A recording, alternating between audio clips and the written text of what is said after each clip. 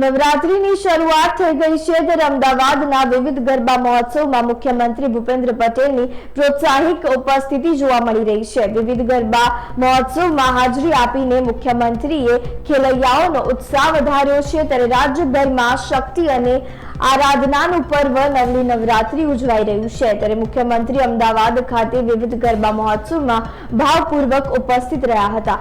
ત્રીજા નોરતાની રાત્રે મુખ્યમંત્રી શ્રી ગાટલોડિયા, સોલા, શિલજ, હેબતપુર, શેલા ખાતે વિવિધ ગરબા મહોત્સવમાં સહભાગી થયા હતા।